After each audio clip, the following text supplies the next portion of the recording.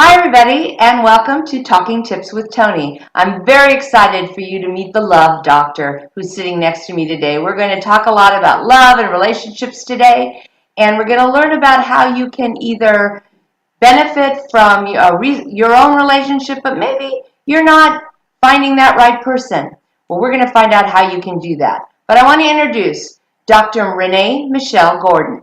Dr. Renee is passionate about helping people find the love in their own lives. Renee is an in-demand speaker, ordained minister, a relationship and love coach, and author of her book, Finding Your Love at Last. 5 simple steps to attracting your soulmate within 90 days. 90 days, whoa, that's pretty good. And is currently working on her follow-up book, just for couples, Finding Your Love at Last, Duets, How Couples Can Make Beautiful Life Music Together. Renee has helped over 500 couples find their love at last and is now ready to help you do the same. Renee believes that every couple's relationship problem is nothing more than an opportunity in disguise. Renee is a regular on Dr. Phil produced TV show, The Doctors, and is planning her own lifestyle relationship television show. So let's welcome Dr. Renee Gordon. Hi, Renee. Excuse me, I had a timeout. Sorry. What? My book is right behind you. Oh, I gotta get it. she's got to get her book. I gotta get my Hold book. on. We got to get the book. It's right there in the black. Okay, so Renee, in the meantime, talk about a little bit about your background and why you went into this. Okay, great. It's in the black. Yeah, got it. Okay, good. The reason why I went into this is because I found my love at last. And when I found my love at last, I thought I'd like to share all the interesting things that how I found my true love. And I came up with this great formula. And what is that formula? The formula, it's very simple, is loving yourself. And in loving yourself, I found that after being engaged over 9 times. Whoa, let's go back. You've been engaged 9 times. 9 times. How many times married? Once. Once married. Engaged 9 times. Engaged 9 I was times. engaged. I've been engaged twice, married once. Okay. So tell me, all those engagements, was it just because you wanted to get married and so you got engaged and whoever asked you said yes? Actually, I said no to more. Oh, wow. To more guys than that. And I found that when I would go out with these people, usually within 3 or 4 weeks, they'd start talking about marriage. And normally, women start doing that. And I thought, this is kind of odd. I have a way with people that they happen to are attracted to me for whatever skills I have, but they feel my love for myself, but also I'm very congruent. And the people who I picked on the surface was absolutely perfect for me on paper. But inside, after we got engaged, I found that their values and beliefs were not congruent with mine. But on the surface, it looks good. I can cook, I play golf, I ski, I play tennis, I'm an avid runner, I dress up really quickly, and I have no track record, I have no stretch marks, meaning I was never married, I have no kids, and guys love that. And I could live any place in the world I wanted to, and I was making really great money doing my work, and I had people working for me, I had my own company. It was perfect for them, and on the surface it looked great. So what is the closest you got? That's always interests me because I got within 6 weeks of my wedding before I called it off. So what's the closest you got to getting married when you said, hey, no, this isn't right? Right, 2.5 weeks. 2.5 weeks? Yes, it was at the Bel Air Hotel. And obviously we lost our deposit. Obviously. It wasn't our, but his deposit. And it was going to be a beautiful wedding. I had the dress and everything, and gave him back a 10.5 carat ring and a pink slip toe Rolls Royce. And I said, no, these are yours. It's not mine. So when I break up, you got to cut it clean because you don't want to have the energy, whether it's a ring, a car, or coat, whatever it is. It's the energy that the way someone gave it to you. If your intention is not to marry them, you need to give that back. Thank you, because my mother fought me on that. Oh, is she that right? said, if you don't get it, get the ring as a gift, like a Christmas gift, a Valentine's gift, that you don't have to give it back. I personally didn't feel very good having it. I didn't want it in my jewelry box. I didn't want to look at it. I gave it back. Yes. So thank you for saying that, because that makes me feel better. Well, you're welcome. I live by it. I live by a few acronyms, but one of them is AYI. Acknowledge your intentions. My intention was not to take from somebody and not give back. there's another thing I call it right action and correct exchange. You know, the karma. When you have that intention and how you live your life with intention, how you relate to people, your relationships with people, you'll notice that you have closer bonds on a deeper level than, oh, he skis, I ski, let's go out, let's get married. Right. Or Right. he has blue eyes, or he loves smooth jazz, I love smooth jazz, let's get married. Some people do that. She's blonde, she's gorgeous, she is. Oh gosh. Let's get married. And some men do that. Or women say, you know, he's an attorney, he's a doctor, he's Jewish or something like that. Oh, I want to get married to him. And then they fall apart and then they have 2 or 3 kids and they wonder after 4 or 5 years they're getting a divorce. It's because it's too shallow. Interesting, because my mother always told me, Mm-hmm. you can love a rich man just as well as a poor man. Yes, my father told me that. So, giving back a huge carrot ring and a Rolls Royce and a Bel Air wedding, my mother would have been killing herself, going, "What are you doing?" Exactly. My mother was doing that. And my sister. I said, are you out of your mind? I said, yeah. But I'd rather be single and happy than married and miserable. And then I would have to sleep with this guy every night, wake up with him every morning, and I'd be a bird in a gilded cage, and that's not me. Yeah. I'm more of a wild stallion. I think that's what we have in common. Yeah, I think so too. Okay. All right, so let's get back. I'm sorry, but I didn't know okay. that about you, and I needed more information. So you were talking about you were engaged 9 times, and you Yes. found the love of your life. How did that journey go, finding the love of your life? I found that the 9 people I was engaged to, the common denominator was me. And I said, after the 9th one, I was so happy. I was jumping around in the street. It's like, I'm free, and I felt like this big anchor was lifted off of me because I didn't know the word value, and I didn't know the word belief, but I just knew it wasn't working, and we weren't arguing. None of these guys I ever argued with, but I just imagined I would look at them across the dining room table or the restaurant table and say, I have to be with this person for the rest of my life, and we're probably going to have kids, and do I want to have kids with him? And his family's not so, because I'm married to the family too. You marry somebody, you marry their family. And it just wasn't fitting right. So I thought, you know what? The day I said, I'd rather be single and happy than married and miserable, I had such profound freedom.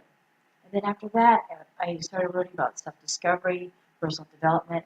Then after that, I said, okay, now I got it.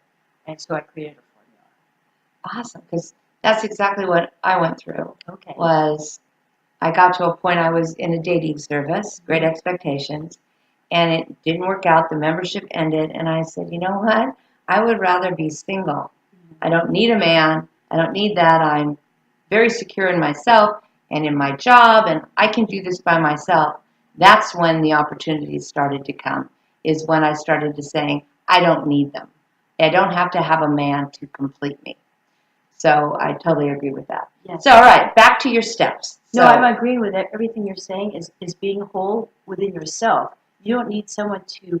It's not fitting a puzzle. Right. I mean, the only puzzle you're going to fit is if you're spooning in bed. That's it. That's the puzzle. But that's a physical thing.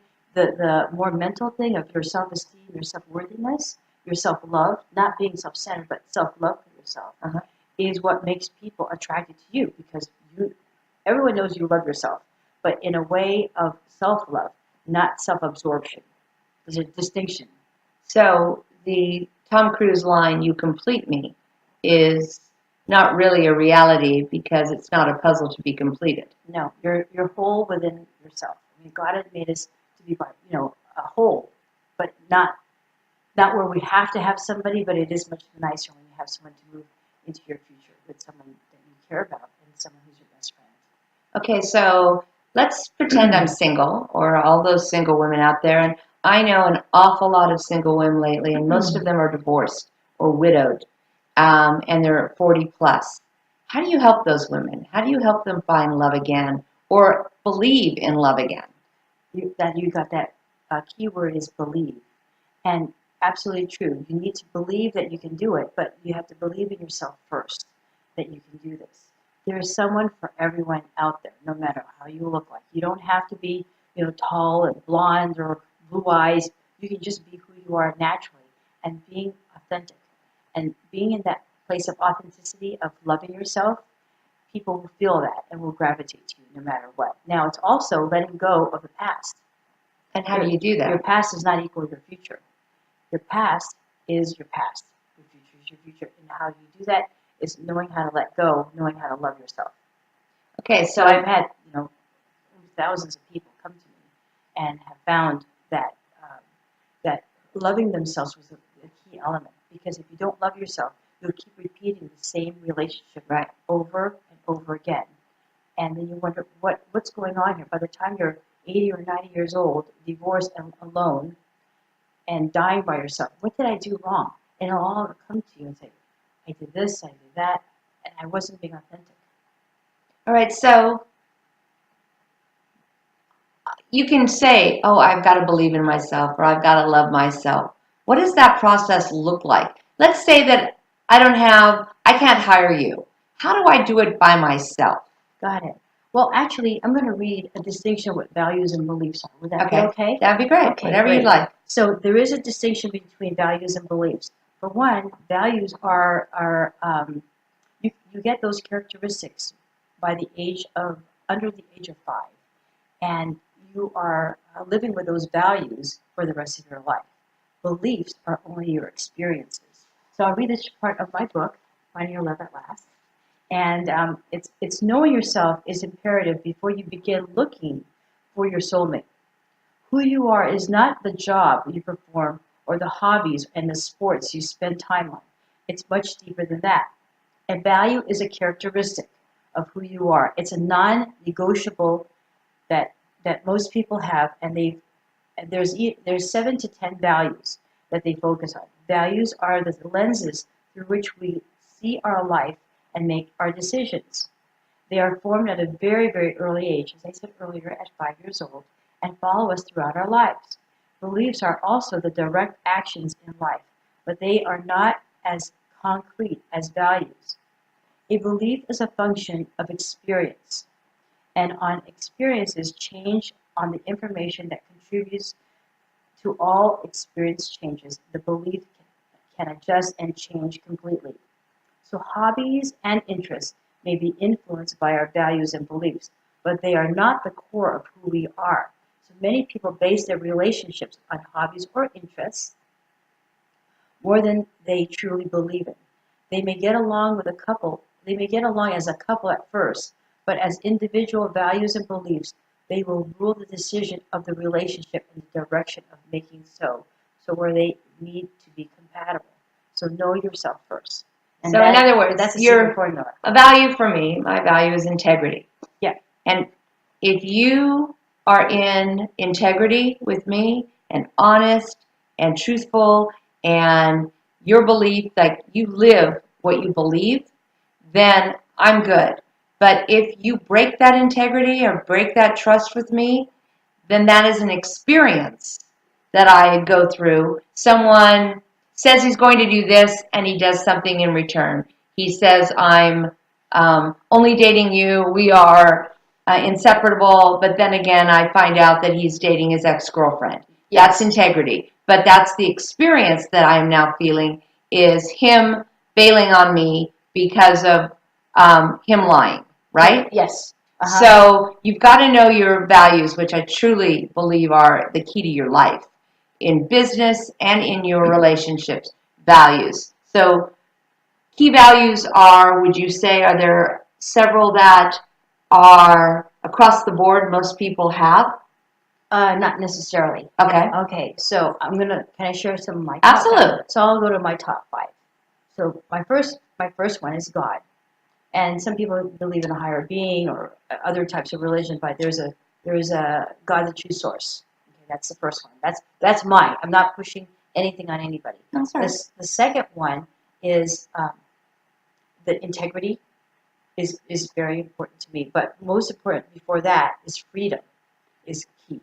Integrity, family, and finance. Love is in there as well. That's in the top 5. So loving myself. But family is very important to me. Okay, so you have these values. Yes. And then you set them out there, and then someone does something to you, and it's a negative. That's your experience. That's the baggage we talk about. Correct. So finding love after your husband has just left with the secretary who's 20 years younger, and you feel you're not worthy and you're not beautiful, you take it out on yourself, and you beat yourself up. How do you change that thought? It's a mindset. How do you change that mindset? And you're right. It is a mindset. That talk that you just said, that why doesn't he love me? Why doesn't anybody love me? And, bully yourself. Nobody likes a bully. So change that mindset of the self-talk that I'm worthy. I am beautiful. I am unlimited. I can attract anybody I want. And I'm attracting people every day. And if you have that mindset, there's personal affirmations. There's normal prayers like the Lord's Prayer and things like that. But there's also affirmations that you can create, like I am unlimited. I am a great business person. I am a great closer. I attract the man of my dreams every day. There's someone coming into my life and who's the man of my dreams and is matching the same values and beliefs that I share. Awesome. All right. So what's next after you So you start do that believing in yourself? Yeah, once in the morning, once at night. Do it in the morning, do it at night, and have it written down. I have like 10 to 15. I get up at 4:45, do my meditation and prayers. Then I get out of the house by 5:30 and do 2 hours of Pilates and a good run. That's it. That's pretty much 6 days a week. The prayers are very, very key. And also before you go to bed, another real key point is if you have a problem that you're dealing with during the day and you can't figure it out, and you don't really have anyone to really share it with, or you don't have me to call or a text or coach with me, is write down your problem in a gratitude journal. You have a gratitude journal, I'm so sorry, and then you have another one that's just for notes. In the one for notes, how am I going to cover my mortgage of $4,000 a month? Or how am I going to get this new car? How am I going to increase my FICO score? How am I going to attract the love of my life? You write that down. Everything you know that's right is all within inside of you already. You have it, but you just have to pull it out. Pull it out of your subconscious. Write it, and in the morning you'll come up with an answer. But you have to be not so much in balance, but be centered and create that space of nothingness. And from the ethers, the answer will come. But you have to be in the listening. All right. Listening. Listening. Gotta be a good listener. To yourself. Mom told you that too? Exactly. Awesome. All right. So I'm single and I'm trying to attract that guy. And I'm starting to love myself, and I'm getting rid of that baggage, and I'm feeling good. I'm going out, and I'm meeting people. Are there things I should know when I meet someone? Mm-hmm. I'm at Stonehouse Brewery in Westlake Village, and I'm having a glass of wine with my girlfriend because it is the singles place. Oh, it is? I didn't know that. Yeah. I thought that's a good place to bring your dog. Oh. What do I know? No, you bring your dog everywhere. I bring my dog everywhere. Actually, I was surprised she's not here today. No, it's okay. So, how do you start that conversation and trust yourself in that beginning of a relationship that you're not doing everything the same that you've done before? Got it. Great question. Thank you. Thank you. Most people, in general, meet somebody online. But let's say you're at Stonehouse Grill. Is that what it's called? Stonehouse. Okay. Anyways, you meet a guy, and you start talking. And then you give him your number, he gives you his number, and you chat on the phone. Now, I like the idea of meeting somebody in person. You already know what they look like. They're not growing hair out of their nose, or they have clean nails, and they're a gentleman. They're buying you a cocktail or something. Great. But knowing your values and beliefs, like if one of yours was, I believe, Toni, that you're very fastidious. If in the top 10, you had the word fastidious, and he had like number 9 or 10, he had really dirty nails. You look at that and say, oh, I don't think so. But you would see it right there. Now, if you don't have the benefit of meeting somebody in person and you're talking to them online, you meet them online, let's just say. Is that a good one? Yeah. Okay. Well, swipe left, right, whatever that is. This is a little transition. So if you meet somebody online, Match.com, eHarmony, and they look great on the photo, they look great in black and white, their bio, their this, their that, hobbies, don't meet them first for dinner or lunch because it's a waste of time. Get them on the phone. But knowing your values and beliefs, especially your top 5, let's say one of your top 5 is family and the other one is God. And it doesn't matter whether you're going to church or temple or whatever. And you get him on the phone, and you're not emailing anymore, and you're not texting. You say, I would love to speak to you on the phone. Hi, how are you? Nice meeting you on this and that. And oh, great. I do this. I'm in real estate or whatever it is that you do. And he says he's an engineer. And oh, great. And it's Friday afternoon. You'd love to meet him for cocktails that afternoon, but you're holding back, because you know what Dr. Renee always says, talk on the phone for 15 minutes, 20 minutes. So you get to know them. The reason why I say this and not meeting them in person is because you don't want to waste your time. Meaning driving to the point from your home to there, getting dressed, getting prepared, getting showered, putting on that nice outfit, then meeting him. That's about an hour, hour and a half of your time, and you can make lots of money, but you can't get that time back. So talking to them for 15 or 20 minutes and knowing what your values and beliefs are, the question can go like this. This is a conversation and not a machine gun type questions. You don't want to make them feel like they're being interviewed. You want it to be like it's very natural, very organic. So you can say, oh, so what are you doing over the weekend? You know, let's say he's Jewish. Are you going to temple tonight, or are you going to see your family for Shabbat with your children and your parents? Oh no, we don't believe in that.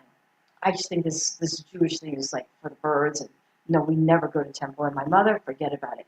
If they go on and on about their mother is this, their ex-wife is that, and they're being very mean and vindictive, actually calling them names, and you're on the phone, and you're supposed to make a good impression and calling them actually negative words, you're going to think, this is not going to be good, cool. This is red flags. And this is why you don't even want to bother to go out. So stay home, watch Access Hollywood at 7 o'clock, and just stay home and have your own bottle of wine instead of a glass of wine. Or go out with your girlfriends. Right. But that's a red flag. Because why bother if you know if one of your top values is family and God? Does that make sense? But Dr. Renee, I can change him. I can make him different. Okay. Well, thank you for sharing that. No one makes anybody anything. Right. Making somebody is controlling. You do not want to control anyone because you don't want to be controlled. So if you're making someone do this, he'll also make you do that. Right. Making someone do this or that and controlling is also mirrored of who you are. But if he loves me, he'll change. Well, that could be your past. Thank you for sharing that. Many people come to me. I'm just saying that's what I hear from people, and it's like, oh yeah. Yes. Love is just a superficial thing. Love is if he wants to get in your pants, he'll say and do anything to do that. Hello. Thank you. Hello. And you don't want, if you're a woman, well, you're a woman, most of it, this is women. Once you go to bed with somebody and spread your legs, I mean, that you're his forever and ever, and then he's going to be breaking your heart. And you're going to wonder, he doesn't call as often. He's taking me for granted. He's not so warm and fuzzy on the phone, or he asked me to go out like on Friday afternoon for Friday night. Or he doesn't give me enough notice, and the respect is not really there. You need to cultivate that relationship to be in rapport. Okay, so cultivating a relationship. I don't want to run out of time and get to everything we have to get to. Cultivating that relationship. So before you have sex? Yes. Yes. How, everyone would say, 3 dates, 4 dates. What is that? Is there a date rule, or is there a time rule, or is there just there's a guideline. All right. There's a guideline.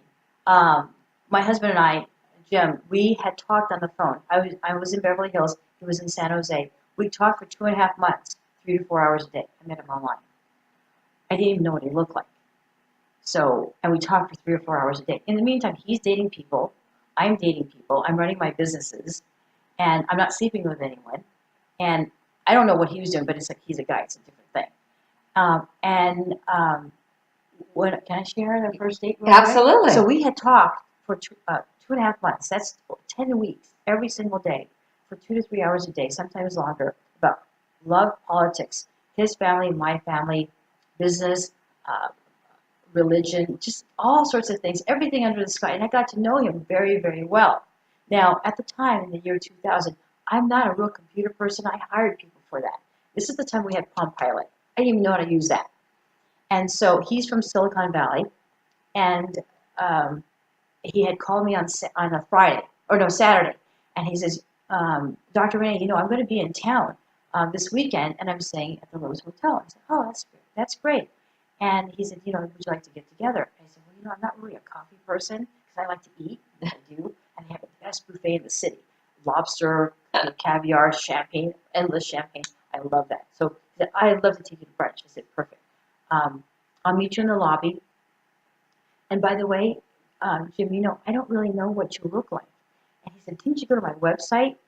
Because he wasn't part of the Match.com, because he was looking for a friend of his. So he happened to see my profile underneath hers. By the way, hers was, are you the one for me? Oh. So guys hate that stuff. Anyways, I said, I don't even know what you look like. You be short, fat, and bald. I'm still gonna like you. I don't even care what kind of car you drive. So he says, okay. So I met him the next day, Sunday morning, 10 o'clock. I'm walking down the lobby very fast, big, giant, like 2,000 square foot of marble. I'm walking down, going to the hostess. Is Mr. Is Jim so and so here? And she said, yes, you're standing right next to him. So I looked up, and he's like 6'5". I said, thank you, God, and I kissed him on the cheek because I didn't know what he was going to look like. Now, short, fat, and bald is not really like my type. I don't know whose type it is, but there's somebody for everybody out there, as I just said. And so after that, we were like together thereafter. So it can work, but it's creating a relationship first, as if you do with everything. I think I'm talking to many women entrepreneurs. It's creating rapport, love, not necessarily love, but they need to like, know, and trust you. And when you get somebody on the phone first before you meet with them in person, it's much more congruent. You get to know who their values are and what their beliefs are. And so the conversation will go much smoother. Okay, so the tips I hear you saying for women are, make sure you know your top 5 values. Correct. Make sure that when you're going to meet somebody, you talk to them first, and in a way find out if they are congruent with your top 5 values. Mm-hmm. And number 3, don't just jump into bed with them. Get that relationship going. Correct. Get it going and having, not necessarily meeting their family, but for instance, if they have 3 kids under 10 years old, and you're an entrepreneur, and you're like, rock star like Toni, if little kids under 10 years old, does it really rock your world? And they'll get in the way, and then you got the ex-wife, and she's got her whole thing. That may not work. Most likely it won't, because you cannot make it work. Those kids will not go away. They are their children, and they were there first. Always remember that. Their children was there first, and their pets were there first. So if you have a pet, your pet was there first before the guy came into your life.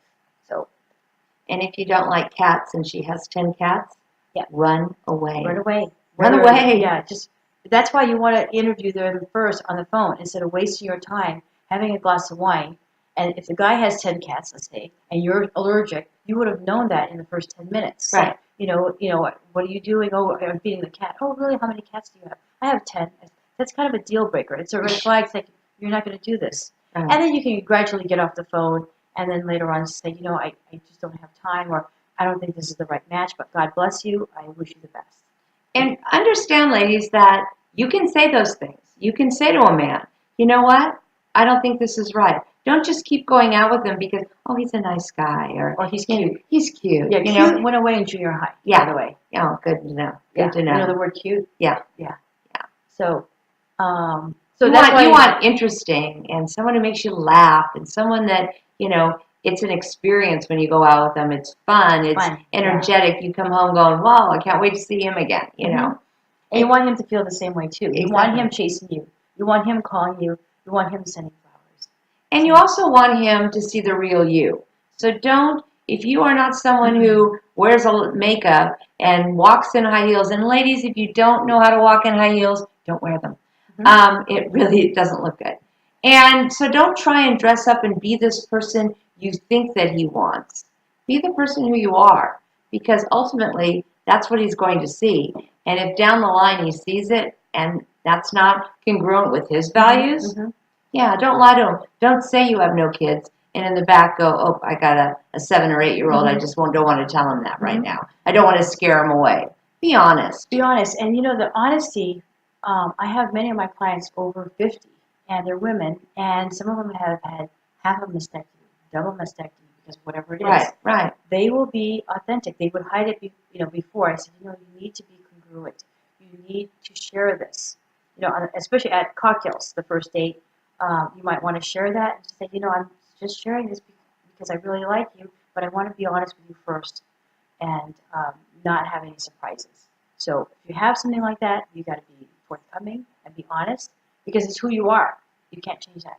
Right, but can that wait till the second date? It could wait till the second date. It just sounds like that it might just blow the first date off. Let them get to know you and like you. Yeah. I don't know. I was just thinking. But when you're getting somebody on the phone, you're talking 2 or 3 times before you go for a cocktail. Okay. It always is helpful. Like I said, try to get them on 2 or 3 phone calls. You can also know if they're showing up on time. They say they're going to call you at 11.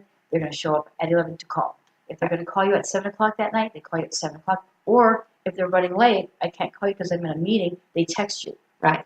And then you can see right away the pattern is called integrity. If integrity is one of your top values, then you know they're passing the tests. You're in the formula, you're in the mix, and all of these experiences are ingredients to your top 5 values.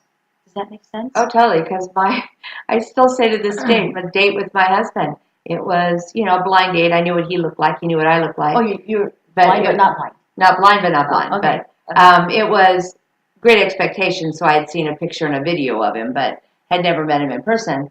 And, I tell this day, I'm like, he was late. And he's like, I was on time. And I'm like, 5 minutes before the hour is on time. Oh. On the hour is late. Because I'm an etiquette trainer. That was Oh. one of my values is you show up on time, and on time is early. Oh, Because I I'm see. always early. So if you're 5 or 10 minutes late, then you're really late. I see. Nobody wants to sit. Single woman doesn't want to sit in a bar or at a table or whatever waiting because they feel like everyone's looking at them. And let's see if he arrives. Let's see who's going to get there. Mm-hmm. Let's see if she's sitting Have eating you seen alone. people like that? Yeah. Since you've been married, Yeah. you're going out to dinner a lot. You Yeah. see people by themselves. Yeah. If it's your first date. Exactly. We actually kind of do conversations. Yeah. What's he saying? What's she saying? So let's show your book again. Okay. Love at Last, right? Yes. Finding Your Love at Last. Dr. Renee Michelle Gordon. So, Dr. Renee Michelle Gordon, if someone wants to work with you, Yes. how do they do that? How do they get in touch with you? Okay. Well, I'm going to give you my phone number now. So if you have a pen and paper, that would be great. I will also put it in the comments, so okay, it'll great. go across the bottom. Thank So you. say it out So loud. the phone number is 818-310-0775. And my website is love, which is L-U-V, loveatlast.com. So it's LUVATLAST.com. Also, I want to share with you that I have a podcast. Is that Awesome, okay? yeah. So I'm going to give you the phone number of my podcast. And the podcast is Tuesday, Wednesday, and Thursday, starting at starts at 7:35 Pacific time. Pacific time, exactly. And the phone number for that is 515 area code 515-604-9932, and the access code is 947473, and then the pound sign. So I'll do it one more time. 515-604-9932, and the access code is 947473, and then the pound sign. And I'll put that on the bottom also. Yes, and that's Tuesday, Wednesday, and Thursday morning, 8 a.m. at 7:35, and it's only for 15 minutes. So you can lay in your bed and be in your pajamas and listen to me. And on Thursdays, we talk about Thankful Thursday and Awesome. what your breakthroughs are for the whole week and what you're in gratitude for. So thank you so much. Hold on. I have some questions. Oh, sure. Just to get to know you personally, Okay. not that we haven't really gotten to know you. Okay. So, you're a new addition to the crayon box. What color would you be? Purple. Purple. Just regular purple, or would it be passionate purple, or? Passionate purple. Oh, okay. So we finish this interview, you step outside, and you pick up a lottery ticket, and it's worth $10 million. What would you do first? Ooh, what would I do first? I probably would give it to my animal sanctuary called Tails and Feathers. It's going to be a multi-million-dollar animal shelter for animals who are old, and birds. I have 42 birds at home. So whoa. You have 42 birds at home. Parrots, ducks, finches, a lot of parrots, big parrots. And they live over 100 years old. It's like, I'm not going to live that long. So I'm already creating a sanctuary. Not just myself, but there's many other people who have a lot of big birds. That what are they going to do with these big things that are screaming and everything? So wait a minute. Your husband, and you're on the phone yes. for these 3 hours, getting to know him for 2.5. How many phone calls did it take to find out how many birds were in the room? Well, he didn't. I had a lot of birds. Where I lived was on Wilshire Boulevard and Penthouse. So it was a wraparound porch. So the birds were outside. Okay. So it was a building, high rise, with security and all that. No pets allowed. So I'd always ask for permission, and not ask for permission, but forgiveness instead of permission. I also had a little dog, a little white Maltese. No pets allowed. And because I always cooked for everybody on my floor, I would always give security dinner at night or something for breakfast. You know how I always bring food over Yeah, here? yeah. So I liked it. So everybody let me get away with it. So I have 5 aquariums too. Oh my gosh. The biggest aquarium I have is 350 gallons. Oh my goodness. Oh, So number one, birds frighten me Oh. to no end. So I can't come to your house. No, and they're all outside. And my husband is afraid of birds as well. And this is what I'm saying. It's like he's so patient. And he was raised. His mother said, "Oh, birds are dirty. Birds are dirty. I mean, they're immaculate. But it's because I keep everything clean. And even with the nails, I just put on plastic gloves, and I'm always doing something. So anyway, so that's why part of it would be for that.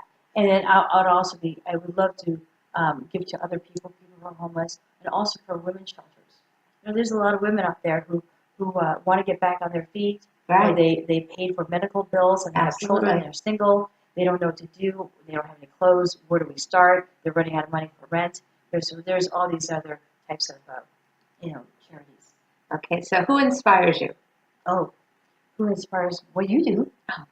Yeah, you do. Oh, well, that's nice. Thank you. And I know we've only known each other for a few months, but definitely an inspiration. And because I was in so many other networking groups, I've dropped like 4 of them already. Because this inspires me to say, Toni Caruso. Oh, okay. Yeah, I'll do it. Okay, what's So your favorite word? The other one is my husband. Okay. Definitely inspires me and gives me lots of support. But my father, when I was little, I was 6 years old, and he gave me my first book. It's called Think and Grow Rich by Napoleon Hill. Yeah, Napoleon Hill. Now, did I know how to read really well like that? No, I wasn't a genius. But he said, oh, here's a dictionary. Figure it out. And then the second book, when I was 7, is How to Win Friends and Influence People by Napoleon Hill. That's the second book. And the third book, when I was 9, it was called Siddhartha by Hermann Hesse. It was about Buddhism, even though we weren't Buddhists. My mother is Catholic, my father is Jewish, and then he's having me read this Buddhist book. It's literally about right action and correct exchange and karma, and to help others, and help others do unto them as you would to yourself. Awesome. So, what is your favorite word? Oh, that's a good one. Love. I was going to say, if that didn't come out of you, I was going to go, what, not love? No, love, that's pretty love. much it. That's love. Okay, room, desk, or car? Which do you clean first? Oh, which room? I have a lot of rooms. Let's say your bedroom. Oh, gosh, that's a good one. Room, desk, or car? Room, desk, or car? I don't know. I keep them both all clean. Yeah, I kind of figured that. That would be all of Yeah. I wish I could say one thing, but I mean, I put like energy and intention with everything I do.